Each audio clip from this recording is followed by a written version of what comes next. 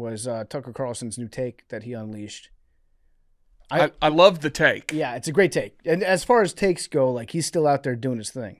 I'm wondering which one you're referring to, and if I know. I didn't know there were multiple. Oh, there's multiple good takes from Tucker recently. Nukes. What about? Oh, so you don't know about the nukes? Not being real? No, that they weren't made by humans. Missed this one. Enlighten me. Fill us in.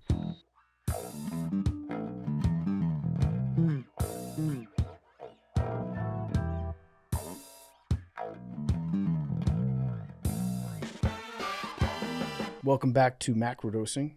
It is Thursday. It is August 20th. And we're back in studio. We got Dante the Don joining us today. Yo. Hammer Don. Thanks, guys. Has anybody ever called you that, like a nickname? No, I kind of like it, though. Hammer Don. Got a good ring. Yeah, you try it. Let's say it together. 1, 2, 3. Hammer Don. That's what they're calling you. Nice. That's pretty good. Let's make that stick. Arian, have you gotten a chance to listen to any new music recently? I mean, maybe. I don't know. Why? There's a new album that came out. I was wondering if you had any critiques of it. I haven't. What new album? Pat McAfee album. I have not spun it. Is it good? What's it called? The Diary of a Polarizing Figure? I believe that's correct. Yeah. Mm-hmm. He's pretty polarizing. Very polarizing, yeah. Is he, though? Not really, I don't think. Well, I know some people don't like him. No, I think that is fair. Yeah, it is. I think he's polarizing. I think he's also... Dude, come on. Donald Trump is polarizing. Pat McAfee is not polarizing. You don't think there's plenty of people that don't like Pat McAfee? Do you have the reception to his album you don't think is indicative of that? I think there are plenty of people that do not like Pat McAfee. That you could also have a positive or negative response to his album just that's true based on the music. But I think generally he has a very large audience. Is an adjective or verb form of polarize. It often describes something that causes people to split into two strong opposing groups. I wouldn't categorize Pat McAfee as it's like you either like fuck with him or you're like kind of indifferent. I don't know anybody's like, yo, fuck that Pat McAfee. No, like I'm against it. Like I don't I know him, so it's like he's always been cool with me. I don't got no problems with him. I don't know that there's anyone that hates him like personally, but I think the proliferation of Pat McAfee across every medium, I think is something that a lot of people dislike. Yeah, I think there are some people that don't like the fact that he's everywhere, but I think that those voices are amplified online to a point where like they're very, very small percentage as opposed to like in real life. I don't think it's polarizing. That could be true, but I think because he amplifies a lot of those too. Like that's, obviously if you're Pat and you've got people coming after you, feel the need to defend yourself sometimes. He feels the need so much that he definitely like gives amplification to the people that don't like him. He made a whole album about him. Oh, this is a Fuck My Haters Out album? Pretty much, yeah. Pete, I'm gonna put it on in the background while we... There you go. But we got Dante the Don joining us, making his much anticipated return to the show. And we also have FOIA Ball joining us in a little bit. Check out the Twitter account, FOIA Ball. Very interesting follow to talk to us a little bit about flock cameras. And Dante you texted me a couple weeks ago. Yeah. That you wanted to do an episode on the flock cameras. I was shocked you guys hadn't already. And I went down into YouTube and gave it a look. And I was like, I think this would be a very good topic to bring up on the show. Was there a moment that, because the text kind of came out of nowhere, what was going on in Dante's life that you were like, I'm going to text PFT and see if I can do an episode on this? So I've been working on a blog on the subject, and I don't have a lot of time to sit down and dedicate to it, and I don't want to just throw something up that's half-assed. So when I go back to it, so much has happened and come out in the time since I last sat down to write it. I mean, the story's moving at a million miles an hour. Yeah. It caught fire. It's one of the few things that's happened in the past year that I've actually been like, all right, I think this is a positive sign for society that we're reacting the way we are as a population to something. That and the food delivery robots. Dante's made anytime Dante sees one of those things, you kick it. They make my blood boil. Have you gotten in trouble for that? Yeah, I did. So I don't. I'll speak for you. Word of advice: if you choose to knock one over, don't do it on camera and then post it to social media. Correct. That was Nikki Smokes who filmed and posted that, of course. What do you hate about the robots so much? I just they're unnecessary for one. Two, they're taking people's jobs that really don't make a lot of money as it is. Like, are those the people we need to like replace the jobs of? Three, they clog up sidewalks and traffic. They go out in the middle of the road. It's just one of those things that I feel like I don't know. I don't know how those were allowed when like the city was so against electronic scooters. Not that I'm like a huge scooter fan, but they were so opposed to granting licenses to Lime and those companies for scooters, and they allow them in like 2 neighborhoods in the city. But these fucking robots are everywhere. And I don't know if you've noticed, probably not, you're going to think I'm crazy, but when they first showed up, they were very like dormant, like they didn't move. If there were people, like if there was foot traffic, they definitely didn't move. Now they're getting so comfortable. Like they're learning machines. They really are. The robots are too comfortable. They are. Now they're like swerving. They're doing the thing on the bike where they go at people and then swerve at the last second. Now they go right. Like you can be walking. They fucking are hauling down the sidewalk. Yeah. I love those videos, Arian. They're ridiculous. Like the fact those that kids are assholes. 100%. Yeah, the kids are complete assholes for doing it. But they make me laugh whenever I see like it's funny as shit. People losing their minds behind it. Like I wouldn't get mad if that was done to me, but I could see how that could piss somebody off. Yeah. Right, if it's done to a kid or like a lady or something like that. Older or an people, old person. but if it did it to me, I'd probably play some defense. It's the new knockout game. I've seen videos of kids riding bikes, like going at people. Oh, with like wheelies and stuff. Wheels, and I've swerve seen that. like, Yeah, that would piss me off. It's very dangerous, but also like they're losing their minds when they see the videos. But Dante, people, I see your point because back in like the 90s, the way that they treated skateboarders. Great point. And now you've got these robots that are like licensed to work on every city street. I also think a problem with these new like food delivery robots is the more ingrained they get in our cities, the more like into the entire economy of America, the more that those companies will be writing laws for themselves. Great point. To favor more robots and bigger robots until like the entire city, like the postmen are going to be robots. Yep. That's going door to door. Shocked that hasn't happened yet. Now that you say that. I think it's Uber I saw is going to start using drones for food delivery. Oh, good. It's or at least that's their plan. And it's like, dude, I don't know how many like Uber drivers or Uber delivery people but like these people they get capped at the hours they can work, and they're barely like scraping by. And it's just, I don't know. I think it's just really, really shitty that these companies are trying to trim margins in the places they're trying to trim and increase profit margins the way they're trying to increase them.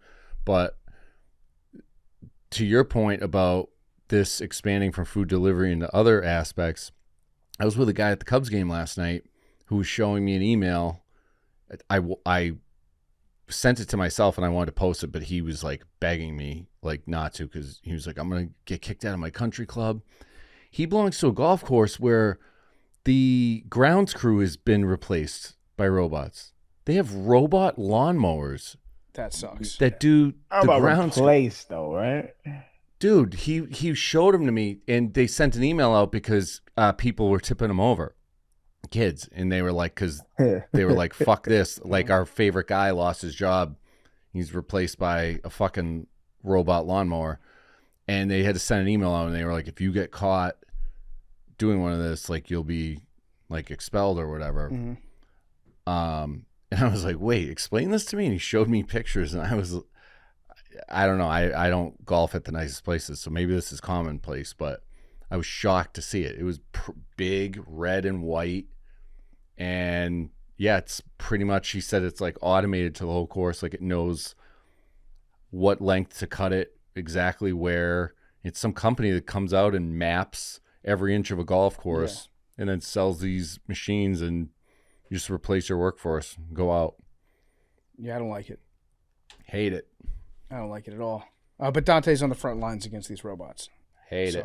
Glad to have you back on the program. Team human. Arian sounded like he was a little pro-robot lawnmower there, just from what I... No. I don't think it's at the space where it's actually taking jobs. It will like supplement it from here to there, especially in range collection things too. There are some, I don't think we're at the place where it's replacing, but it's gearing towards it. I'm not pro robot, but the flip side though is if you kick a robot that's delivering food, now somebody that paid money for their food ain't gonna get their food. So like it's a lose-lose if you kick a robot, in my opinion, with the food. That's true. You want to? So somebody just ordered they Chipotle, they Chick-fil-A, and here you are protesting against the robots, and now where my food at? And I was sitting on Side Street Avenue.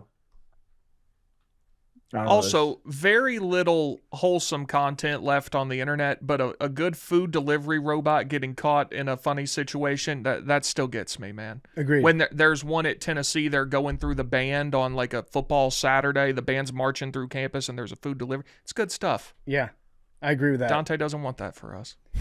I guess the moral is if you are going to kick over a food delivery robot, one, make sure that Nikki Smokes isn't filming you. Correct. And two, maybe check and see if it's empty. Yeah, make sure it's on its way back. Yeah, on its way back. Yeah. Has anybody actually had one of these show up at their door? No. Me neither. Yes, I have. You have? Yes. All right, so what happens? It's pretty fucking cool. Right? You go on Uber Eats and it'll say an autonomous driver has your order. It'll refund your tip. Autonomous driver, really? That's Yeah. the language they use. Yeah, and then it'll refund your tip because there's no person. So that's the only plus is like I save what $6-7 on Okay, and then when tip. And then you go downstairs because obviously they can't come up to your door. I have to go outside and then you slide. It'll be like you go on your Uber Eats app and it'll say slide to confirm you are in front of the robot, and then you slide like you're unlocking your phone, and then the top lid opens up, and then you grab the food, and then you say slide to confirm you have picked up your order, and then it'll close and drive away. I don't like that. It is weird. I don't like. They also usually take way longer because it's a little tiny robot, not someone on a bike or a car or anything like that. Mm-hmm. So there used to be, in my old apartment, there used to be a pizza place around the corner from me that I would order sometimes. And every once in a while, if I was being super mega lazy, I would Uber Eats delivery it. And it would take me on my own 2 feet about 7 minutes to walk there. Again, I'm sounding lazy, I'm saying this, but it would take the robot 25 minutes to robot there and ride there.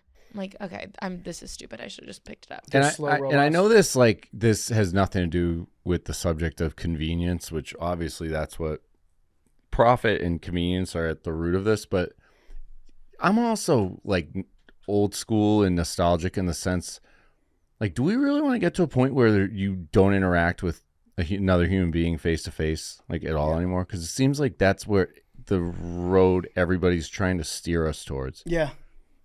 That's the goal. But why? Like, why? Why do we want to get that? That's the goal. Way? That's the rule now. That was the SNL impression of Tucker Carlson. But yeah, did you see his take? He had a take the other day. Yeah, so let's get to that. But real quick, Dante, I think you're right. I was just wondering that the other day when I was walking around my neighborhood with my dog, and I knew like one person while I was out on the walk. And I think that if you go back like 30 years, if you go and walk around your neighborhood and the random people that you see on the street, you probably know a good amount of them. For sure. High percentage. But since people are more isolated now and in their homes, I feel like that sense of community is going down. Big time. Yeah. But what Big T was alluding to was Tucker Carlson's new take that he unleashed. I love the take. Yeah, it's a great take. And as far as takes go, like he's still out there doing his thing. I'm wondering which one you're referring to, and if I know about I didn't know there were multiple. Oh, there's multiple takes from Tucker recently. The nukes. What about? Oh, so you don't know about the nukes? Not being real? No, that they weren't made by humans. Oh, missed this one. Mm-hmm. Enlighten me. Fill us in.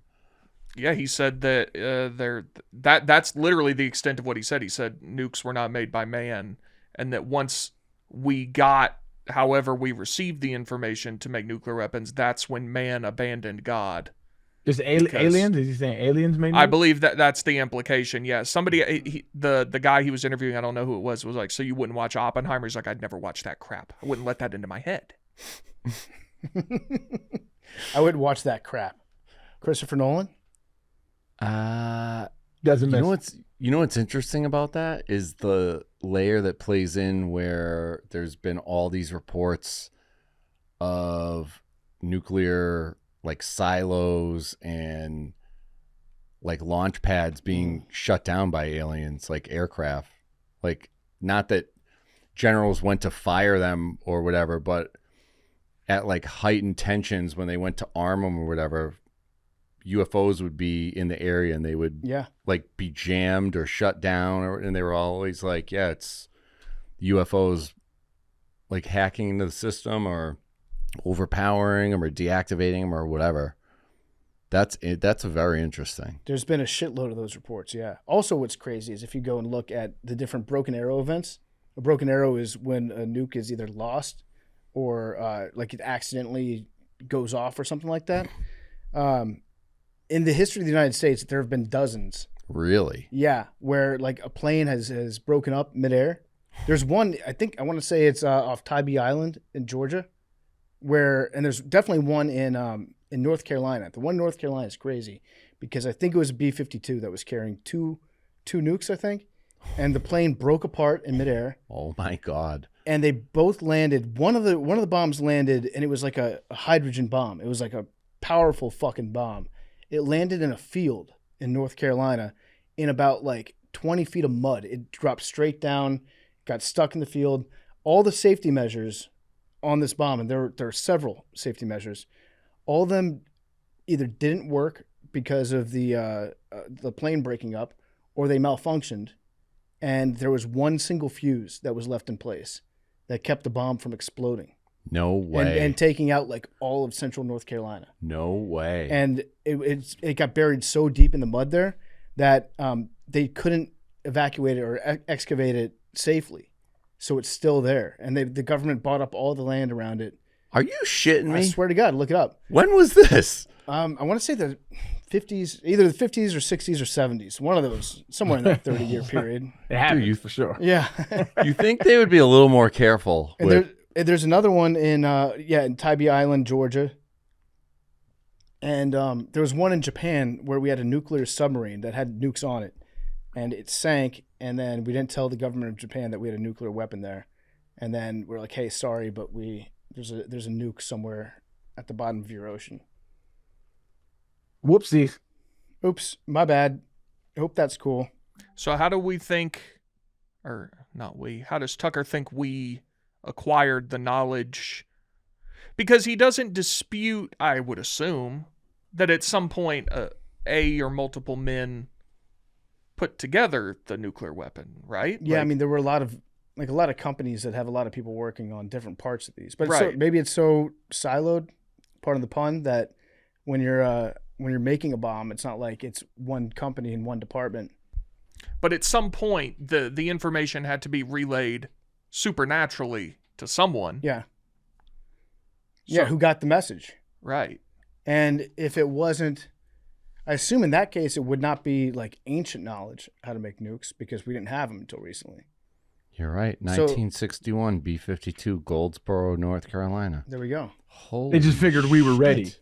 Yeah. As society. You guys have ascended to, there's this Star Trek part where a society reaches when a society on a planet reaches interstellar capability, Star Trek comes to greet them and say, hey, there's a whole interplanetary society out here and we traverse the stars.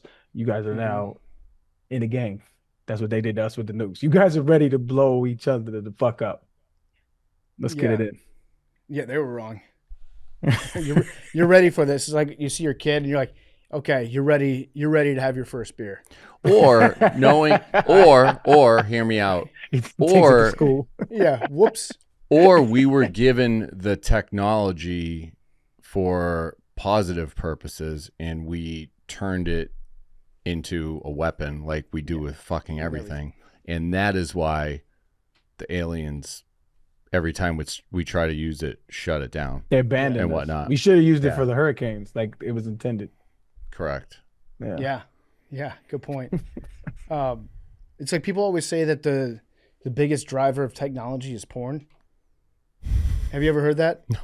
That like, that there's a lot of technology that's widely used out there that was created because like companies wanted to figure out ways to like breakthroughs in porn innovation, like VR, streaming, like video players online, things like that.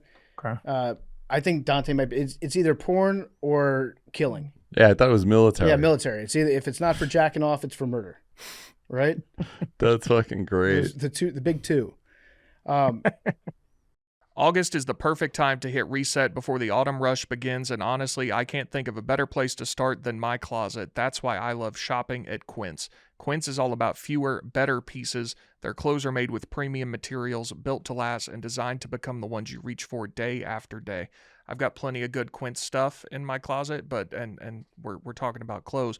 I did just I mentioned this last time, I got a new comforter from Quince as well because I got all sorts of good stuff, and it's awesome. I got into bed last night, and I was like, I love getting into bed so much more because my old comforter was trash, and the new one from Quince is awesome. You guys have stuff from Quince? Mm-hmm. I just recently got a couple workout sets. It's like look good, feel good, and it makes me want to go to the workout so much better because I love the workout set that I'm wearing from Quince. Look good, feel good, Pilates good. Exactly. Pilates good. That's what they say. Body what they good. say. That's what Pilates they good, say. There we body go. good. Quince specializes in everyday staples that work harder, like their ultra soft organic cotton tees and premium Mongolian cashmere sweaters. I have a quarter zip that's the Mongolian cashmere. It's fantastic. They're versatile, timeless, and transition seamlessly from a casual workday to a dinner out. Everything at Quince is priced 50 to 80% less than similar brands. They work directly with ethical factories and cut out the middlemen, so you're paying for high quality, not brand markup. Upgrade your everyday. Download the Quince app for app-exclusive offers or go to quince.com/dose. Get free shipping on your order and 365-day returns. Now available in Canada and the UK too. That's QUINCE.com/dose. Before we get to David Covucci from FOIA Ball, and we'll talk more about Flock. Arian, can I just get your take? You probably talked about it when I was out. Did you talk about Jayden Daniels at all? We did not talk about Jayden Daniels. Oh, and the jersey retirement that never was? Nah, they told me a couple partners I golf with told me about it though. I'm curious to hear your take on it because I've got two takes. One is that Brian Kelly's a liar and LSU's jersey retirement policy is hilarious and makes zero sense at all. Like if you look at their jersey retirement policy that they have listed, it's like if we retire your number, we can still give it to people. So like college sports don't know what a jersey retirement Well, is. college football teams have 110 players. Too many people, yeah, or too many numbers that they can't actually retire. And then number two is I don't know that Jayden needs to tell his representation / family to like call this one off, or I mostly think that somebody close to her needs to tell her, like, hey, you're damaging your son's reputation when he hasn't done any of this at all to himself, and he's just like that's so far from what his personality and what his public image should be that somebody needs to talk to her, and that's tricky when it comes to like a mom representing you. Yeah, she doesn't care about none of that. I tend to look at the jersey retirement like Michael Irvin. You ever heard his take? Mm-mm. His take was dope. His take was like, I don't want my jersey retired. He's like, it's just like an ego thing. And then he said, I would rather you wear it and then you forever immortalized, because if you wear it, you're always going, if you do good, you can be like, that's just like Michael Irvin. But if you do bad, you be like, Michael Irvin would have done better. And so you always remembered in a positive light. And I like that take. funnily, but like I think the ego part. It's just like, do you really think in the humanity? You know, for as long as this sport is played, nobody deserves to wear your number. I think there's one player that, to me, and this is just nostalgia, deserves that, and that's Michael Jordan. Where it's like, across all sports, when you see 2-3, you think of Mike. But other than that, I think they gave my number out the year after, and I was like, it's just a number, dog. I don't know, who cares? But that's just me. I don't know. I don't really care about shit like that. Mike Tyson's take on that shit was funny too. You ever hear him talk about that to that little girl when she was interviewing him? Who cares? We're all dead. We're all gonna be in the ground. Well, who gives a fuck? And she's like 12. She's like, yeah, that was a deep take. Yeah, I'm with you though. If somebody that's on a basketball team wears number 23 and they suck, like that, people are just gonna laugh at you. Yeah, take that off, though. Yeah, because the people know. With Jayden, I don't. It sounds like somebody told him nobody's ever going to wear 5 again at Louisiana, and then Brian Kelly lied about that, and then he also lied to a recruit saying, "I'm going to let you wear number 5," and then he got on campus, and Brian Kelly was like, "I'm not letting you wear number 5," and then he's like, "Yeah, I lied about that to you." So he lied to like both parties. Yeah. Then he gets fired, and then Lane Kiffin's like, "Yeah, I don't give a fuck if you were taught if somebody told you wear number 5." I don't give a shit. You're on my team now. You can wear whatever number you want, which I don't blame Lane Kiffin. His job is to win. And obviously he wants to keep a freshman All-American. Exactly. Yeah, I don't blame him at all for this. And then he has no allegiance to Jayden Daniels. No, he doesn't care. Yeah, that's like the main thing. And then Jayden's people were like, well, you've been using my son's name, image, and likeness for the last 3 years to like sell jerseys, and it's under contract that you're not allowed to do that. So because you lied to him and you gave the jersey to somebody, we're going to call you on that and say you're not allowed to do that anymore. It's just ego, man. And yeah, like I think kids that begin in the NFL, you don't realize how this shit's about to go. Like, yeah, they're gonna love you for a very short stint, and after you, and I'm not even saying this in a bitter way. It's just the reality of the situation. Nobody gives a fuck about retired athletes like that, bro. So like, your little moment of it's not gonna. I hate to be the bearer of bad news, but nobody gives a fuck. Nobody cares. No. Nobody sees the number 5 and thinks of Jayden Daniels. And this is not disrespect. He did a thing. He had a Heisman. He's a great athlete, but that's just how it is. Like, nobody outside of his family is like, yeah, that's fucked up, probably. You know, unless you're like you're a super Jayden Daniels fan. And you like, come on, dog. I don't really care about retiring jersey. I think that LSU should say, we'll retire the jersey that says Daniels and then 5 on it. So nobody else named Daniels is allowed to wear number 5. Do they have like I think you should have like a hall of like fame for your school or your organization. Right. That makes sense. Acknowledge, like a little wall of honor, whatever the case may be, in the stadium with your number and your name. Yeah, do that. But like, to say nobody in the history of mankind can ever wear this jersey again. Yeah. Come on, son. And I think that like everyone's getting their jokes off. Like the brands are in on it now. Just anytime the number 5 comes up, boom, push the Jayden Daniels joke button. There have been some really good ones, though. There have been some good ones, but I think I've seen them. At least this is what I'm telling myself. If he absolutely kills it this year, like if he has another year like he did his rookie season, all those 5 memes, they're actually going to completely reverse. Yep. And I'm going to be able to make those exact same jokes, but it's going to be positive. But what if he sucks? It's going to be like, well, yeah, actually Subway should not make the foot-long $5 anymore out of respect to Jayden. If he sucks, that's just going to suck in general. Right. Is this his sophomore year? Third year. Third year. This is a big year. Yeah, big year for him. I think he'll be good. He's been looking awesome in training camp, from what I'm told, and he'll be fine. Last year was a unfortunate. The defense needs to step up too, but that's beside the point. With Stella Blue coffee, ready-to-drink canned lattes, you can taste the difference and make a difference. Stella Blue cans are made with 100% Colombian coffee and packed with 190 milligrams of caffeine to fuel your day. Whether you're heading to work, the gym, or just need a quick afternoon pick-me-up, Stella Blue delivers smooth taste wherever you are. Here's the best part. 100% of proceeds will go toward our We Brew to Rescue mission, in which we're funding the adoption of 1,000 pets across the country. Grab an espresso sweet cream or espresso cafe mocha can today at StellaBlueCoffee.com, Amazon, or select Target, 7-Eleven, and Circle K locations around the country. Go to the store locator on StellaBlueCoffee.com to find a store near you. So let's talk about Flock a little bit. Dante, what are your thoughts on Flock as a product? So I guess we could set a baseline. It's a $7.5 billion company, and they make cameras that read license plates and read like car types, makes, models. So you're explaining, so what they are. And so then they use they photograph every single car that passes, logs the plate, the time, the location, the direction it was going, Yep. and it dumps it all into this big national cloud database that cops anywhere can search. It doesn't have to be your town, city, state.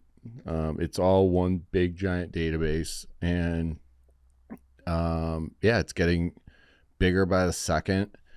They're saying now that it has the capability to tap your Bluetooth when you're near it, so that it pings, I guess, your unique ID on your phone. So they're using that to now track place to place. I mean, it's just the most dystopian shit that I never thought I'd be living to see the day. Like, I thought this was going to be, 50, 100 years from now. How this happened, and it seemingly like snap your fingers. It was like Trump got into office, and overnight, I don't know if you've watched the video that shows the growth chart of these nationwide on Twitter. I mean, it's insane. In January of 24, there were 440 Flock cameras in the U.S. In 25, it was 4,500. The January of this year is 54,000, and now it's 129,000. Yeah, I mean, so it's more than doubled just from January to August. Yeah, that's crazy. Yeah, and they're. I mean, you can walk down the street here. They're everywhere. They're fucking everywhere. If you see a solar panel on a pole, that's 99.9% of the time a Flock camera. So they do. It's like fingerprinting for cars. Yeah. Is that fair to say? But now it's all. I mean, now it's getting into.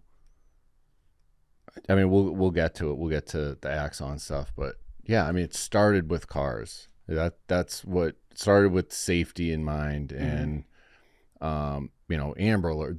We're not going to need the Amber Alert anymore, because we're going to be able to. The minute we need to find where a car is, we're going to be able to pinpoint the last, place it was seen, at what time, what direction it was going at. This is how, it was sold. It was for our protection and betterment. They also have sound technology too, where it listens. And so it's like, oh, this is a distress sound that I'm hearing, or this is an unusual, broken window type sound that I'm hearing. And I guess in a vacuum, it would be probably a good thing if you could tell, like, oh, that's a gunshot, and reliably know that it was a gunshot that you heard. But they are not 100%, not nearly 100%. So it's also, I guess we can get to this in a little bit, but it's not so much, at least to me, about the technology that's there right now, but it's like, what if in 20 years, the government that's in place, whatever your personal politics are, the government that's in place is somebody that you disagree with, or somebody that you don't trust, and what they could end up doing with this all-powerful technology. 100%, man. We're getting closer and closer to pre-crime, where they just like arrest people for, our AI service had said that you were about to mug somebody. Dude, because you're reaching into your pocket. Exactly. I mean, bro, I don't want to dig this up and open this hornet's nest, but I mean, it was happening with ICE. They were adamant that they were not working with ICE, but San Francisco alone, this is a class action suit. You can look it up. I have this in my notes. Searched over 1.6 million times in 7 months by federal and out-of-state agencies, ICE agents. San Jose audit logs showed search reasons that just said ICE and CBP. No case number, nothing. This happened in California, where sharing that data is literally illegal. Policies didn't stop it. Audits were the only reason that it got caught. Mm-hmm. So, I mean,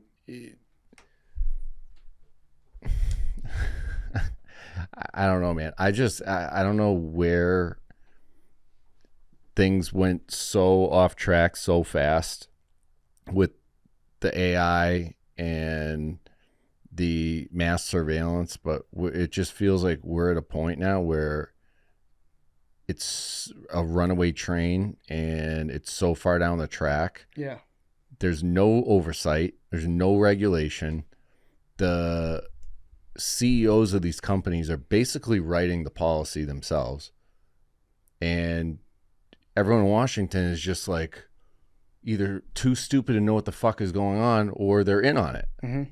So it's like, I don't know.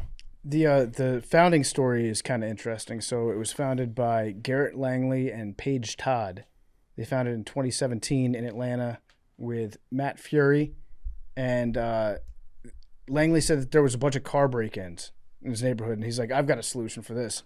I'll install security cameras nationwide so that no one ever gets a car stolen ever again.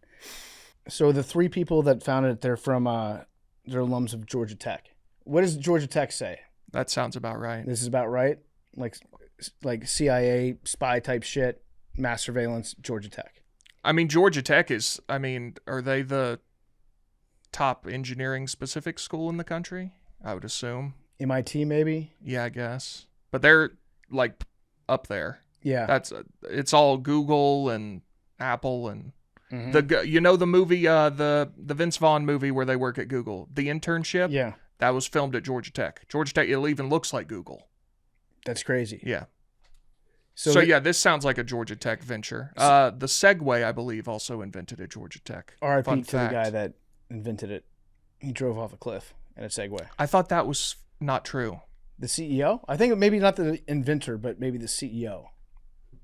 Okay, yeah, I'm not sure. I think it's true. I'm sure there are a lot of tech startups coming out of Georgia Tech in the recent past. That's good enough for it to be. Yeah, I'm going to consider it true. It's a good story. Yeah. So this guy Langley had a bunch of cars that got broken into. He's like, I'm gonna fix this. So he built his own like security camera license plate reader type thing, which is a very weird thing to build. I guess if you're sick of your car getting broken into. Like some people, go outside, they work on their car.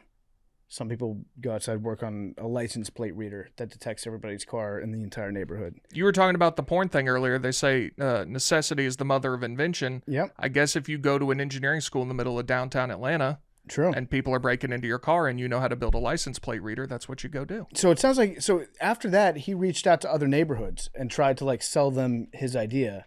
So this is like Neighborhood Watch, a guy being like, we should monetize this.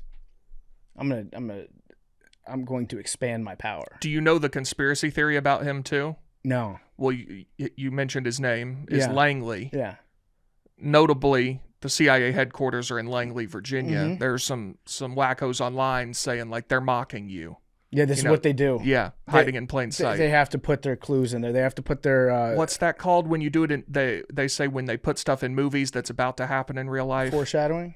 No, there's a conditioning. Specific something. It's some sort of conditioning. Yeah, that there's a specific term for it where the CIA puts stuff in movies that's about to happen. Mm-hmm. I mean, the military does do that, like Top Gun. Sure. Paid for by the Navy, which great movie though. So they started cold calling neighborhoods. They called 20 neighborhoods, and 2 of the 20 bought this guy's license plate reader.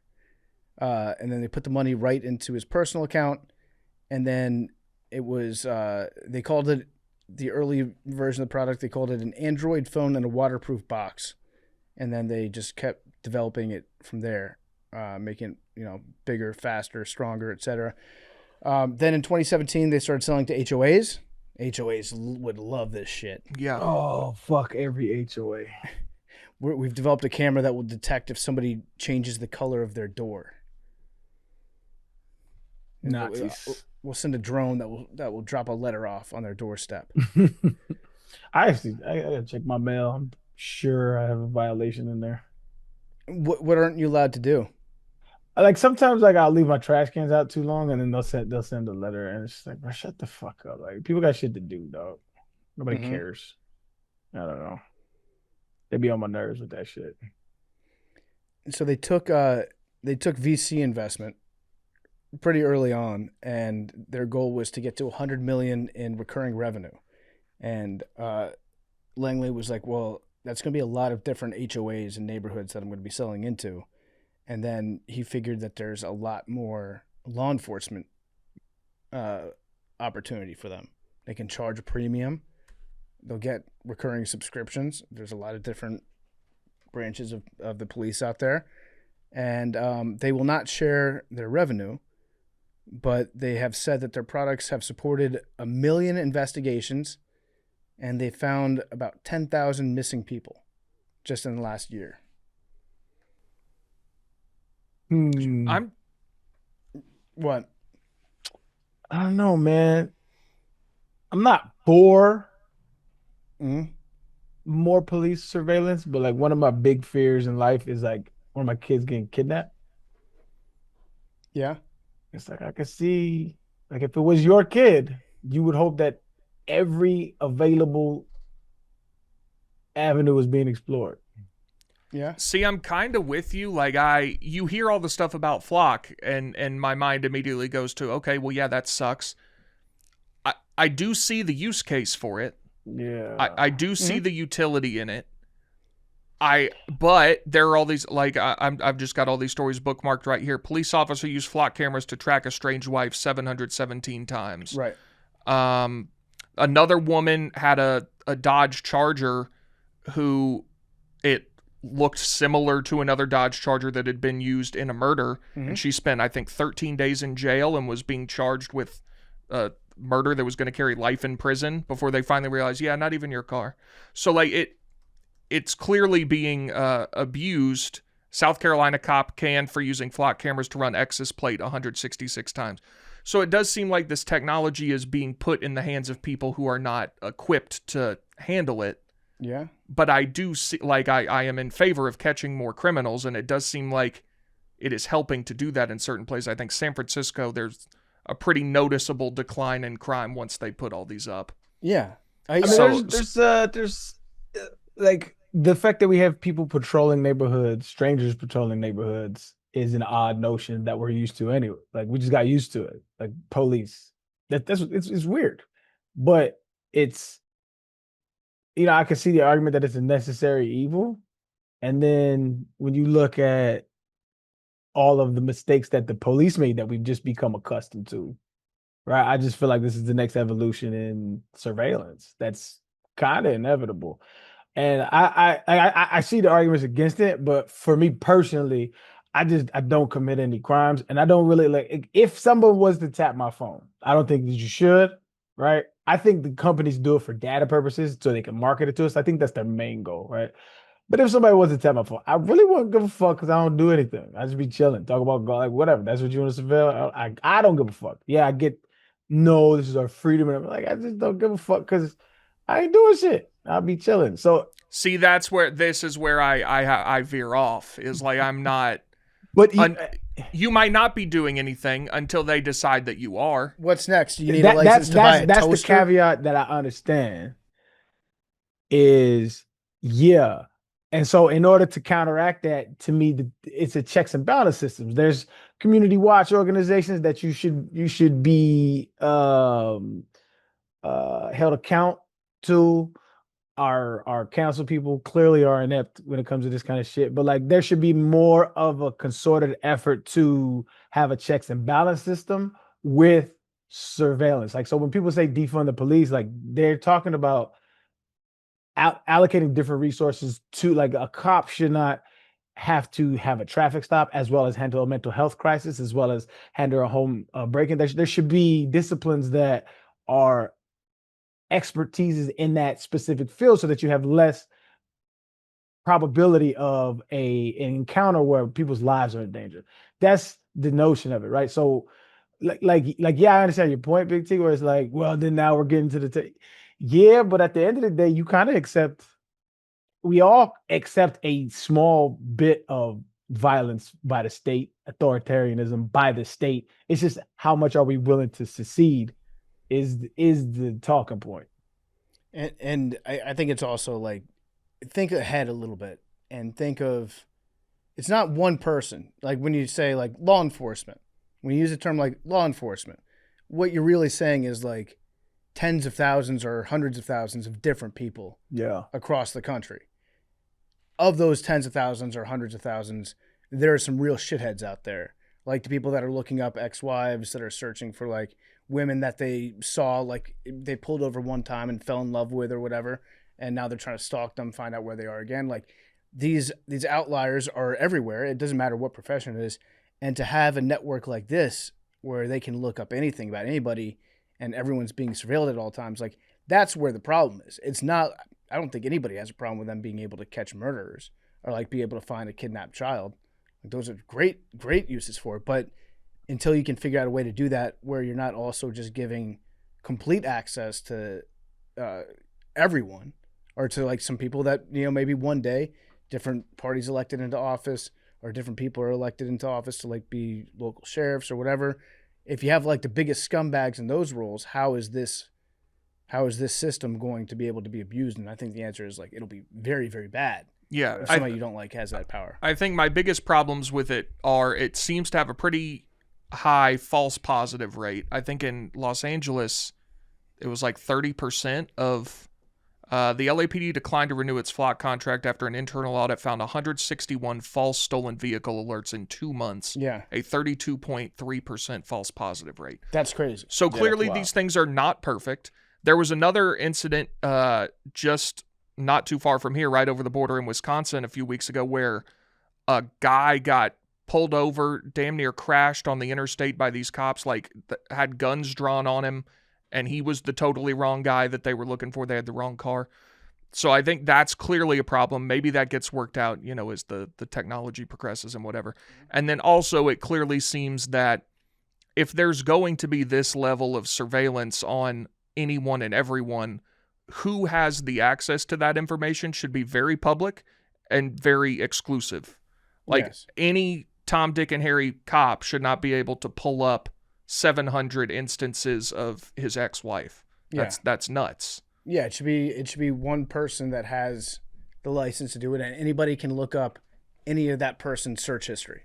Yeah, we should know who is doing that. And it's almost like maybe they should need a warrant from a judge. Yeah. How about that? Because like that's what the argument is the Fourth Amendment. I believe it's the fourth. Yeah, it's the one that protects you against illegal search and seizure. That's correct. There's a very strong argument to be made that it's illegal to be surveilled all the time by the police. Yeah. In fact, I would make that argument. I would agree with that argument. But if there was like a judge that would have to sign off, just like a judge has to sign off if they want to come into your house and look at your house, or if they want to arrest you, judge has to sign off on that. If they want your DNA, judge has to sign off on that too. So it's like, why not have a judge and then one person who maybe even isn't technically like a part of the police department, someone who operates independently, so they're not like dependent on. What I'm saying is like they're in a position that their paycheck does not come from the police department. Well, but then you get into, that's another problem I have with this, is if Flock is hosting all this information and the police departments can say, oh, well, sorry, it's not us. Flock has it. You know, we just do. Mm-hmm. Now you're in a gray area with that. Where Flock has the data. Right. Yeah. That's why it should be, you should have some communal representation that they are reporting to. Because if the goal is safer communities, then there should be some kind of direct representation from communities. This is, local community organizers' issue with local policing in general, is you have people not from this area patrolling this area that's more likely for conflict. So there has to be some type of representation. I think there's gonna be human error when whatever you do. Like there's wrongful convictions, there's wrongful arrests, there's it's all of this stuff we have data on that we accept, right? Mm-hmm. But I think if you're gearing towards a more accurate crime watch system, I feel like this is like one of the first steps. I think eventually this is going to be what happens. I think they've been beta testing shit for decades, and I think they're like pushing to see what they can get away with, mm-hmm. and what gets pushed back on. And I mean, there was one moment this year where they went too far, and I think they realized, oh shit, we probably shouldn't have done that. Is in the Super Bowl. It was that it was like the Ring and Flock ad where they had like it was about what happens if you lose your dog. Was that Flock? I believe that was. Oh, I forgot about that shit. Yeah, I believe it was Ring and Flock. I think it was like a partnership, maybe. Let's The go. Super Bowl ad that blew up Ring's Flock safety deal. Yeah, Okay, I thought that was just Ring. I didn't know Flock had anything to do with that. yeah. So if you lose your dog, you can contact Ring and Flock, and they will use every single doorbell camera Yeah, that ad sucked. in your neighborhood to find your lost pup that you love so much. And everybody was like, that gave me a little bit of hope for America, where everyone was like, wait a second, I don't think they're interested in finding lost dogs. I mean, it's pretty blatant, but like they fucked up. They pushed that one too far. Okay, Yeah. so the service called Search Party wasn't related to Flock, but Amazon last year said it planned to work with the company to give Ring owners the option of sharing video with law enforcement through Ring's community request service. Okay, there we go. So it seems like they had a thing that was unrelated to Flock, but they were going to partner with Flock on something else, and then Okay. that got nixed after that. See, that's what I'm saying. This is going to happen. Like, there's nothing we can do about it. Like, all these major corporations that aggregate all of our data, they're just hungry for ways to advertise to us, and they're going to get in line with the government because they already are writing the laws for each other, scratch each other's backs. I think the only way to combat this is to have and make sure that there's community representation. Because this shit is gonna happen. They take your data, they take all it's had other than the revolution, which Americans are way too lazy and comfortable for any kind of revolution. So I've given up on that idea. It's just like the only way to do it is have representation. That's it. So there's people that oppose Flock cameras. People have like torn them down and stuff. There's been a lot of like vandalism of Flock cameras, and it seems to be like a very popular thing. Dante kicking a robot. Exactly. Yeah. I would like to there's see video of him kicking a robot. Like, do you think how? Oh, you can find it online. Let me see. Let me check his form out. Hold on. What do you think Flock's approval rating is? It's probably pretty low. Publicly. It's probably pretty low. Single digits? I would say maybe 10 to 20%. Are you familiar with DFlock? Yes, I'm also familiar with if you can see for yourself if your car has been flocked by somebody. Yeah, I saw that. There's a website. I think it's It's like Have I Been Flocked or something? Yeah. and you click on it, you upload your license plate, and then you do a search, and they'll tell you if somebody's looked you up. So I encourage everybody to do that. But yeah, Halloween, I'm seeing that people are talking about Yeah, they're saying that's going to be the night. destroying the flock cameras because everyone's going to be wearing masks anyways. Have you been flocked? HaveYouBeenFlocked.com. I have not been flocked. Yeah, I hadn't either. Red light camera did get me. This a also couple might weeks be ago, though. this might be a fake website run by Flock. You think? It's just designed to say That- it's designed to say no. That would be nuts. Yeah, well, good. Okay, I don't have anything to worry about because I don't break the law. I hadn't considered that before I put my license plate in there. Neverbeenflocked.com. Oh yeah, now there's another. They've got all that data now. Yeah. Where you got another skeptical citizen, Hmm. Chicago, Illinois. Look into that. There's I'm on flood his feed with lots of authoritarian pro-government propaganda. I'm on the Flock map. We have a number in our neighborhood. Oh, for where the Flock cameras are? Yeah, there's a lot of them out there. Yeah, just right around the corner. I also think the downfall might be like they're too easy to spot. So like anybody that's drunk that sees a Flock camera, very easy to be like, oh, well, I'm on my way home. Might as well kick this camera over. Also, the solar panel on them just makes them look really, I don't know if dystopian's the word, but, Yeah, just dystopian. aggressive. It makes them look libs, like they're a bunch of Yeah. like they're a bunch Yeah, of that's what it is. environment. That what kind of solar panel is this? If you're going to make a mass surveillance company, at least run it off good, clean coal. Exactly. Just have a generator hooked up to every camera. Yeah.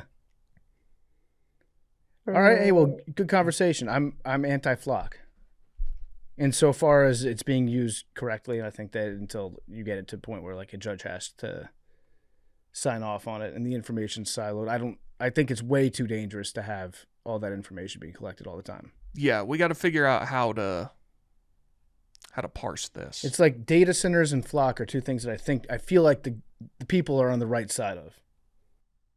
No, you weren't here for the data centers episode. Data centers are good. They're actually all good. I Yeah. don't think they're all good. No, I think that their evilness. Look up the town in Wyoming. I think that their evilness is vastly overstated. That is true. I will agree with that, but I think that there's a lot of don't get me wrong. I know I've been knowing about these data centers before it was like a big AI thing. You were a data center hipster. Yeah, Northern Virginia. I mean, that place. It's just been all data centers for the last 20 years being built out there.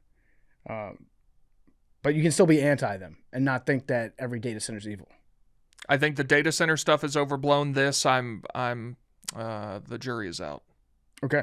All right. So now to join us, we have the founder and head writer, maybe only writer of FOIA Ball, David Covucci. He does very good work. He gets information from colleges, universities, football teams, just things in sports that he does actually boots on the ground journalism. He also helped to find Osama bin Laden's porn stash. So interesting dude. There's something for everyone when it comes to Reese's. We love Reese's here. You've heard about Reese's. We have the Reese's room. We have Reese's product all over the studio. I'm looking forward to some football streams where we just yell for some product. That was big in the NCAA tournament. Just shout out for some product. We love the product. It's great stuff. You have the original Reese's peanut butter cups. They have the Oreo cups now. Those are fantastic. The Reese's sticks. I mean, every Reese's product you can have, we have in this office. And they're just fantastic stuff. And great color as well. We love the orange at Reese's. I love orange. It's just the best. That's why they're the official candy partner of Barstool Sports. What's y'all's favorite Reese's? Quick. The Big cup. original. Yeah. Big. cup. I haven't extra had the big? It's just bigger. The extra big cup. Oh, I don't think I've had that. Or haven't. actually, can I scratch that? Christmas tree. Okay, so I actually agree. I Thank like you. the shapes better. We're getting into the BER months, so then it's Mhm. kind of close. Yeah. Yeah, the Christmas tree, the pumpkins. I mean, they got Yes. it all. It's Reese's. They're the Mhm. best. Reese's, the official candy partner of Barstool Sports. Go get Reese's wherever you shop. All right, we welcome on a special guest. It's David Covucci. FOIA Ball. I'm a big fan of FOIA Ball. That's a cool thank hat. you. I like your logo too. You've just got a great hat. Is that a seal or a sea lion? I say it's a seal, but my wife designed it for me, and a couple months after she did, we were at the Denver Zoo, and they pointed out that sea lions have ears. So technically, it may be a sea lion because we've got the ear holes for the helmet, but it's a seal. Okay. All right. Well, it's a good logo. You do great work on your page there. So thank you for joining us. We're talking about Flock today a little bit, Flock surveillance, and you had an article that came out a couple days ago that I thought was pretty interesting about Aaron Rodgers. So do you want to just walk us through what you learned about Aaron Rodgers and his time spent in New Jersey? Yeah, absolutely. So when he was traded to the Jets, he bought like a $9.5 million mansion in a small town, outside of Montclair. It's called Cedar Grove. It's right in between the Jets practice facility and the stadium. So where he's setting up headquarters for his Jets tenure, which, as we all know, didn't go too well the first game, but he figured it out after that. The next season was sort of hit and miss, up and down. But that's beside the point. In August, a year after he moved there, he made a donation to the local police department for these ALPR cameras. They're called automated license plate reader cameras. You probably already explained these. The most famous one is Flock. This was for a different system that the city already used. It's called Recor. But he gave the city $37,000 through a LLC that sort of hides his identity, but I was able to track it down. And so basically, he's sort of funding this bit of he's sort of funding the surveillance network in a small town, that just kind of the people of that town don't have any say in it. He's just sort of foisting this thing on it. And I thought that was kind of messed up that someone, a very wealthy individual can just move to any town they want and say, okay, you're now part of a surveillance state that I want to be there. Yeah, I would agree with that. And I didn't know that you could do that you could just cut a check to a local police department and then they'd put in like a surveillance system for you. Now, do you think that it's because you mentioned that he's dealt with stalkers in the past, or he has claims that he's had stalkers, and I don't really doubt that, but could we be charitable and say like maybe he had a bad incident where there was a stalker and the police department said we'd love to help you out, but we just can't do it because we don't have enough cameras that can monitor? No, I think you actually can be pretty charitable here because a lot of rich people, when they move somewhere, they'll give to like the local police department just a cash donation or a like donate to the Police Benevolence Association, like the PBA, where then they purchase things. So it happens a lot. You just can't actually sort of see what the money goes to because it's kind of sheltered through those organizations. This was a very direct donation. You know, if I had to speculate on what happened, he probably like went on a tour of the local police department and said, "Hey, what do you guys need? You know, let me get you something." And they probably said, you know, these cameras because police departments love them. So, you know, whether it was sort of very specific to him and, you know, particular incidents, I couldn't sort of speculate on that. I kind of actually doubt that. Like, I kind of think the police were just like, "We need this tool," and he said, "Okay, I can fund that." That's kind of crazy. I never thought about that. That when you get like a very rich or famous person that moves to town, they have like a private meeting with the cops just to like introduce themselves. Absolutely. I mean, I can't guarantee that always happens, but like, you know, there's perks to being wealthy, and these cops know when someone big and famous moves into town because there are safety concerns. You know, like he said, he has dealt with stalkers. Like, it would behoove them to know that, you know, who lives where. Like, there's all sorts of crazy swatting incidences. Like, they should know that if they get a frantic 911 call that someone's being held hostage there, it's probably not that. So like, Right. it is smart to know who the, you know, wealthy individuals in your town are, just first off to butter their bread, but also to do a better job. So I don't want like, I do understand it. I do think it's bad, but I'm like sort of trying to be charitable, and I get why it went down like that. Yeah, it could have been like I know TMZ was like stalking him and things like that. If you consider like the TMZ camera people or paparazzi to be stalkers over the line, which I think from time to time they definitely can be. And he's like, "Tell you what, I'm going to make their lives tough because I'm gonna basically have the police force as my private security." I'm sure there were. And, you know, he sort of said he had both. He said he had actual stalkers and that like the paparazzi were harassing him to try and find out who his wife Brittany was. And I'll be honest, that's how this story came about. I was trying to find out who his wife Brittany was. So I was sort of searching through businesses he owned to see if she was tied to any of them. And that's how I stumbled across the LLC that he ran, that he donated through. So don't let him know I'm looking into that. I'm not a crazy stalker. I'm just sort of a psychotic journalist who wants to find things out. And I know Big T's been a fan of some of your college football stuff that you've done. Oh, thank you. Yeah. I love your work, man. I appreciate your tenacity. Yeah, it's really fun. I started this actually a little over a year ago, and it's been going great. It's, I mean, you all know how hard it is to start a media organization from the ground up or just a project like this. So it's been a real challenge, but it's been really cool. Like, it's been fun to do journalism in a way where you're not bound by any of the rules or sort of restrictions that working at a large organization places on you. And you can just sort of kind of say whatever you want and have a lot of fun with it. I thought it was crazy that when Pablo was doing his research into Belichick and his girlfriend, that as part of that research, he went back like 10 years, or maybe not 10 years, but 5 or 6 years, and he was able to look at every seat in Gillette Stadium because they have fan cams. That's what they call them. It's maybe the funniest term for like the weirdest thing ever, but they call them fan cams, where if you're a season ticket holder, you can go back to whatever game, click on your seat, and they'll have pictures uploaded, high def pictures of you at the game that you can then print out and be like, "Oh, here's me at the game cheering on the team." When like you look at that and you think to yourself, wait, so every seat in that stadium is having high definition pictures taken of them at all times during every single game. Kind of crazy. And I don't want to give anything away, but there's a college that's being advertised on the show right now with a helmet, a jersey, and a banner in the background that has a pretty intense high definition security system in its stadium. I'm still working on that story, but like it could be any school. No kidding. We'll never know. Yeah, this could be any school. I'm trying to see if there are any other stickers out there, but like. Oh, there's a ton. We have a die-cast semi truck from that school. 1998 national champs. We got everything. We got a lot of it's highly represented right here.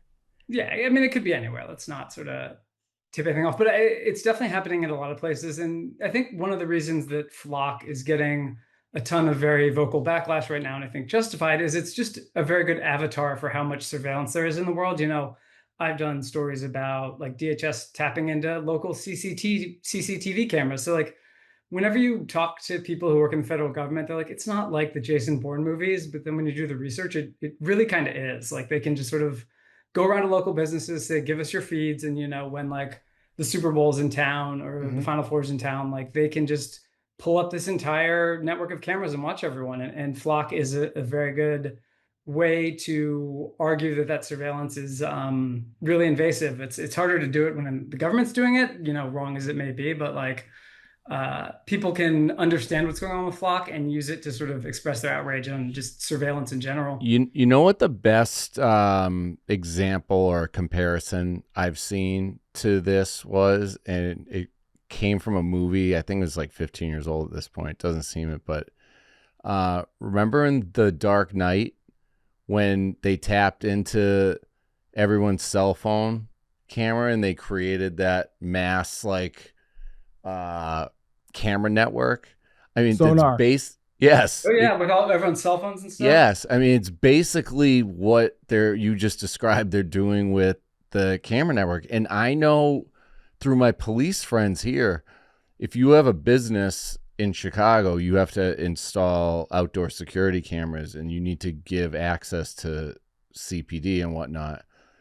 That then gets tied into that grid system you just described, which is also then tied into who knows what other surveillance that the actual police have. We had a system here in Chicago that they just shut down 2 years ago called Spot Shotter, which was an auditory system. But those machines are up everywhere. And then when you start looking for those, you start seeing like, what the fuck are all these other cameras for? Then there's the speed trap cameras. Then there's the red light cameras. There's cameras everywhere, and it all is accessible by, hopefully law enforcement, but who knows who else. Yeah, we were watching Enemy of the State a couple weeks ago, and that movie came out in 1998, maybe 2000. Like it was definitely before 9/11. And when they were promoting that movie, I remember they were saying like the NSA has technology that's 20 years past what we're showcasing in that movie, and that was a marketing message. Who knows if it's actually true? But I like to assume that like what you think the capabilities these people have, it's probably a lot more than that, and definitely very scary. And like, yeah, the ShotSpotter stuff, you sort of understand the logic behind it. It helps police departments track down stuff a lot faster, respond to stuff a lot faster. But there's just a lot of, first of all, these things don't work. ShotSpotter had a lot of problems, and then it's just they're all sort of ripe for abuse. Yeah.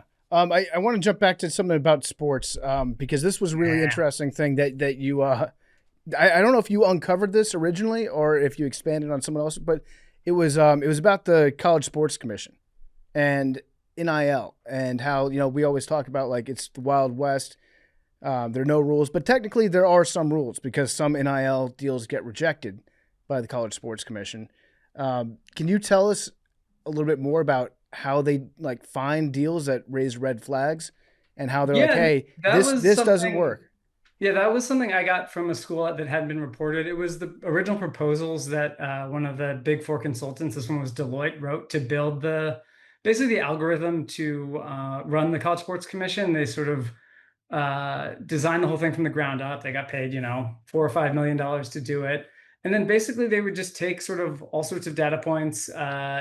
Here's how many games a person has played in their college career. Here's what position they play in, here's what the company they're advertising with has as, sort of its basic general revenue. And they'd crunch those numbers together and spit out, in expected sort of contract deals. So if you were got an NIL deal with a local car dealership, they could say like, they really should be giving you $300,000 for this. It's not worth it. You're a punter, you're third string. So it was really clever design to sort of suppress student athlete salaries, and it's facing a lot of backlash now. But I was very happy to sort of show because when they were building the thing, they specifically said like we will not be determining fair market value. We're just going to take these things and look at them and make sure, they're okay in our eyes. But it turned out that they were actually building these, markers for fair market value and deciding, okay, this is what a contract with a local like swimming pool installer should be worth, and this is what a contract with like Pepsi should be worth. So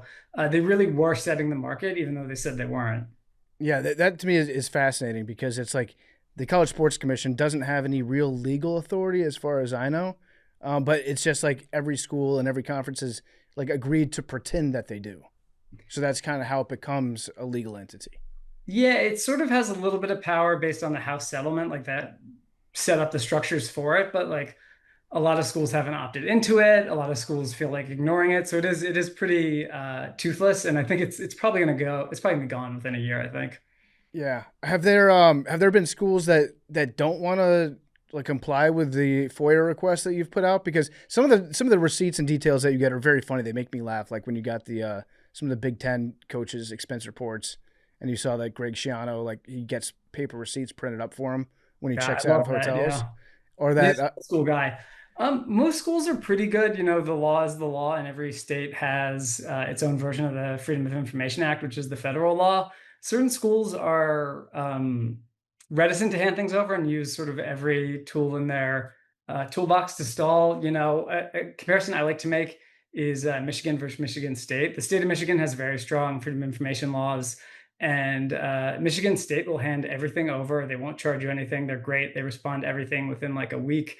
And Michigan just stalls and delays. They'll take 9-10 months. They'll charge you for everything. So like, even where the law is the same, schools have their own wiggle room with which to like abide by them. And yeah, I think everyone knows this already, but Michigan's particularly challenging to FOIA. But they don't have anything to hide, really. Like, I don't know why they would be so. No, they're just ardent protectors of the like, Bill of Rights. Michigan State has plenty of problems, and they do too. Fair point. Yeah, fair point. I don't want to. I'll give you a free idea. You're probably already working on this because it's a big story that's just kind of waiting under the surface to be scratched. But what would you guess would be the dog mascot that requires the most money spent per year in terms of maintenance, grooming, room and board, that sort of thing? I wish I knew, but also these schools are very good at finding ways to not have to reply, or not have to. Schools are very good at finding sort of third parties to do a lot of their expenses. So a lot of the dog and like actual live animal mascots are owned by individuals, donors, boosters, alumni. So like the actual housing costs are just sort of incurred by them and then used as like a tax write-off to the school or something. One thing I have not gotten that I've been meaning to, I haven't sent it yet, but I think it was Revelry, the Texas A&M dog mascot. He had to have like eye surgery at Texas A&M's veterinarian school, and I really want to get like the records of that surgery, because I don't think dogs are protected by HIPAA. And like you could see, they spent whatever $30,000 to fix his eye. The dog has her own eye problem. Like I'd love to find out how much that might cost. So I do need to do that one, but like a lot of the live mascots are owned by outside organizations. Yeah, I would like to know that too. Like, and how did they figure out that the dog wasn't seeing well? Like dogs can't really tell you. And then that's valuable information to have. If Revelry, if it's part blind, if it's half blind going into the season, like that affects, in my opinion, the betting lines. I would not disagree with that at all. Like if players know they're following sort of a half blind mascot onto the field, if he veers off and runs into the other team, like that's gonna kill your morale to start the season. But like, and how it went, we don't know. It could have been like a very botched surgery. He could be even more blind. Like I don't want to bash the vets at Texas A&M. No, they're some of the best in the country. But like it's possible. Yeah, but at the end of the day, I think a lot of them are probably still students. Right? I would hope it's at least a grad student doing the operation. Yeah, me too. Arian, do you have anything for him? Nah, man. I mean, I think you covered all the questions I did have. It's I have one. Real quick. Has there been any blowback for the Aaron Rodgers piece? Because like it's kind of is absolutely conflicting with this whole, libertarian-esque mindset of freedom, and then he is funding state surveillance. There were a lot of Steelers fans who were very mad online, and it's like you don't need to defend this guy. Like he's a mercenary. Just like enjoy it if he can get you. He got you to the playoffs last year. If he can get you there again, like just you don't need to like go to bat for him. But there was some pushback there. I reached out to his agent. I reached out to his business team. I reached out to the city. I reached out to the company. I didn't hear from anyone. So like if it wasn't true, they'd certainly be hollering from the hilltops. So I was pretty confident on that one. But no, I haven't heard from him. I would love to. I'd love to ask him more about Brittany. I'm fascinated by this. That's interesting. I have a kind of a real life question. Was it you or was it you and somebody else that originally uncovered the details about bin Laden? So that was sort of me. I sent a very hyperbolic request to the CIA for his all the porn that he had on his laptop when they found him in Abbottabad. Yeah. And then that got rejected, but a great FOIA reporter, Jason Leopold, he's at Bloomberg now, filed all the appeals and won, and that's why the CIA eventually released the contents of his laptop, where you saw that he was like watching Tom and Jerry videos and all sorts of stuff like that. But because I had also sent a request, I got like listed as having won that appeal as well. So I certainly take credit for that, although I did like none of the work whatsoever. You can take some of that credit. That's fine if your name's on there. What was the most surprising thing that was on the list of things that were on his laptop? Oh my God, it's been so long, but like the CIA hosted a whole website where you could just watch, you could go through like the video clips he had. I mean, I think Tom and Jerry is the one I point back to because it's like, I guess he needed, maybe to unwind, like something, we're all like at the end of the workday, you don't want to watch like a heavy House of Dragons type thing. You just want to sort of shut your mind off. So it seems like he was kind of chilling out with cartoons when, he was being hunted by pretty much everyone on the planet. So that's how he relaxed. That crosses cultures. It's like laughing at like cat chases mouse. Everyone gets that. And also Jackass. Everyone can watch Jackass and be like, that's funny. That guy got kicked in the balls. I like don't know if the website is still up there, but like it used to be searchable and you could just like go through and see sort of every file on there, except for the porn. They actually didn't release that because they said there was like trade secrets within it. And I don't think they mean like porn tradecraft where you couldn't know like what kind of things they were doing, but they claim they sort of hid messages to like other operatives in the middle of those videos. Yeah, and then I was looking also at some of the FOIA requests that you've sent out to various college football programs and college sports programs, where you found like one school had toilets that were clogged with nicotine pouches, where they had to tell people like, hey, stop putting your nicotine pouches, stop trying to flush them. They're not flushing. They're clogging everything up. What's been the funniest thing that you found from a college sports program? That's got to be up there. Like I'm always so grossed out when I go to like a sporting event and see just urinals filled with Zen. So I figured that was a problem with a bunch of college aged males who were probably hopped up on it. I had a blast finding out how much schools were spending on balloons. All of them were spending about $60,000 a year just to like impress recruits with big sort of balloon arches.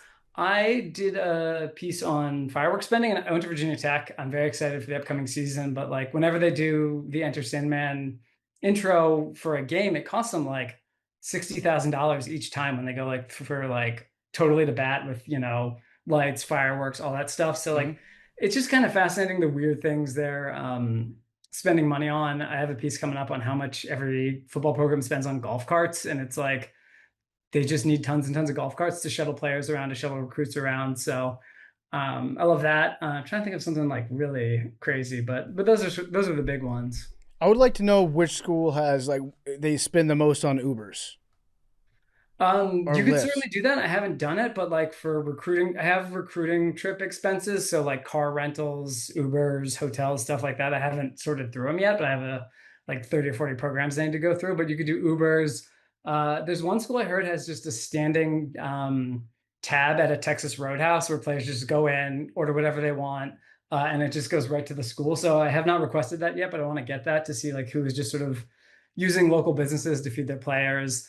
I have a lot of dining hall expenses to see how many pounds of chicken and salmon that are going through, and I haven't sorted through those either yet, but I do have some very fun stuff coming up. Big T, you look like you might have a guess. The Texas Roadhouse. I don't have a guess. I'd love to know what school it is, but that's incredible. It's a great perk. Yeah.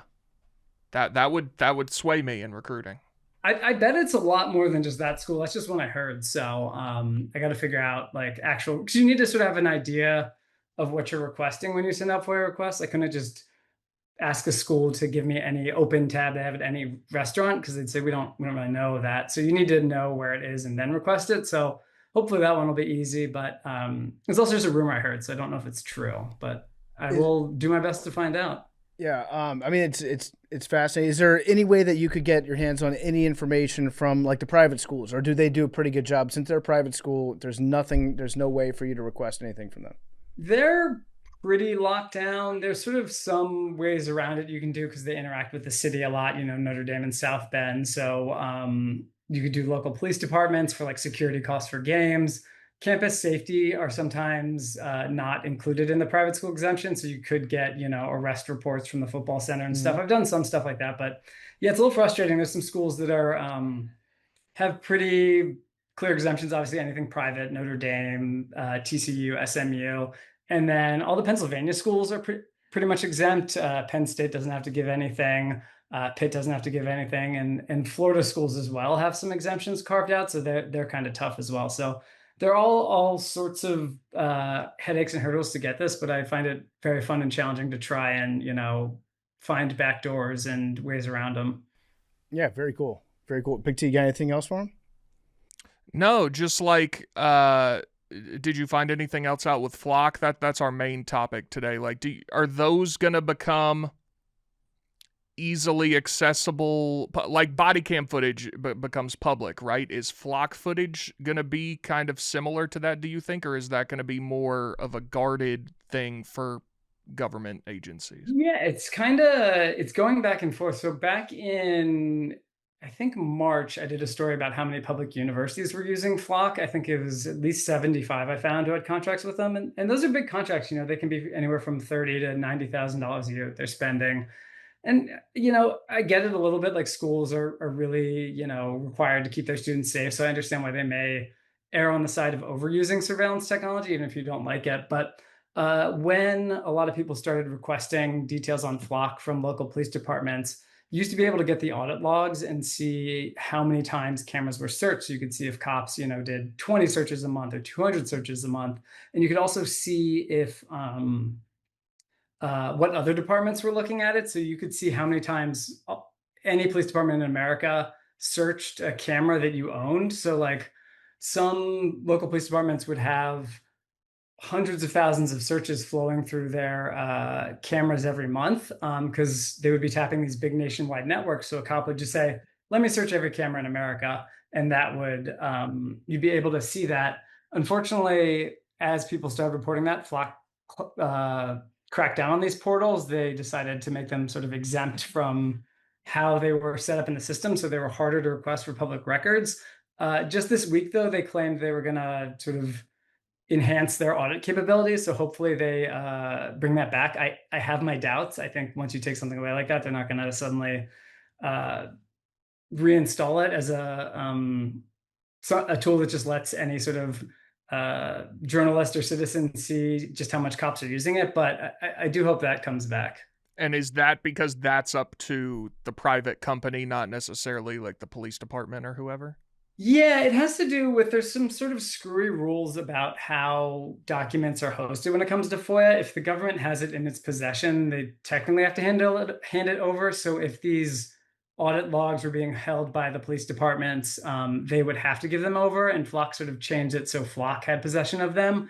So unfortunately, a lot of these private companies are able to keep a lot of records away from reporters through that. So they kind of changed up how that was hosted in their system to make it harder to request. Perfect. Yeah. Well, how many FOIA requests do you have right now that are pending? At least a couple hundred. I mean, that's sort of all over the place. A lot of one-offs, a lot of big ones for lots of schools, but I have tons and tons out there. I could not add up how many I've sent, which is kind of gross to think about. But you have to do a lot to get some stuff back because some schools won't have anything. Some schools will take forever. I just got one back from Oklahoma that I had sent in December. So like sometimes it takes a while. So you have to sort of, I don't want to say spam universities and police departments and local governments to do this successfully, but it is kind of a volume game in that regard. Yeah.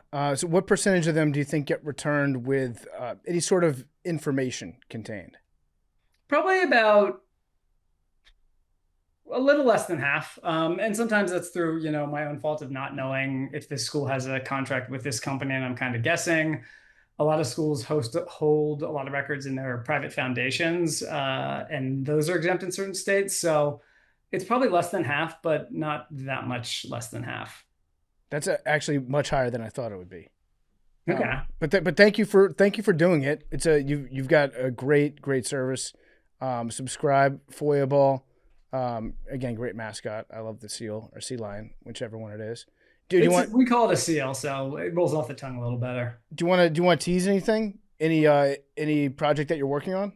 I think I just did with the surveillance cams at a particular stadium and a particular school in the SEC. But I'm not sure when that's coming out. But I also I haven't gone through them yet, but I have a lot of arrest reports that site flock from universities. So we'll see how police are using that to actually track down potential crimes with students, whether that's being abused or used responsibly. So I'm going to look into that and hopefully publish something on that in the next month too. Maybe look into Georgia and see if their Uber rates have increased over the last year or two. Georgia also has a very screwy setup where Kirby Smart just went to the Georgia State House and was like, we don't want to be a part of FOIA anymore. And so they set up a 90-day delay where you can't get anything from them for a long time. And so Georgia's very annoying and maddening to FOIA, and they know it. So you wait 90 days and then they hit you with a high cost and you're just like, I don't want this anymore. So kudos to Kirby though. I mean, it worked. They won two titles, so you can't really argue with results, but he helped make that state a lot less responsive to public records. I do hate that for you, and trust me, nobody hates the University of Georgia more than I do, but I do appreciate and respect that level of power, like a fiefdom that doesn't really exist anymore, but that some Southern football coaches can still have. Yeah, basically like John Voight in Varsity Blues. Yeah, I like that still exists. Does still exist in Southern America. Yeah. What about Alabama basketball? Have you done any FOIA requests on them about what it was like how they recruit an NBA player?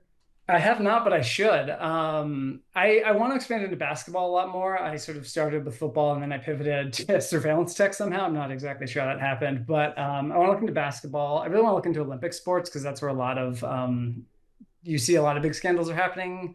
There's obviously we talked about Michigan State, Ohio State with their wrestling coach. I want to look into Olympic sports, but I have not. Some of the recruiting stuff gets restricted because they'll cite competitive advantages and FERPA laws for student protection. So it's hard to get good recruiting things, but I will see what I can do. I do want to see how they handled, going through a murder trial while they were in the NCAA tournament, because that is a fascinating thing. But Alabama's a bit of a pain too. Yeah, it doesn't surprise me. Do you take requests? If I have an idea for something to FOIA, I feel like I've already gotten a few. Okay, I might be in touch with you if one pops to the front of my mind. Hey, I got a FOIA guy out there. You've got a FOIA guy. Thanks. I'm more than happy to do it. Sometimes it'll take me a while to get to it because I forget and have other things going on. But if it's a good idea, I will absolutely send it out.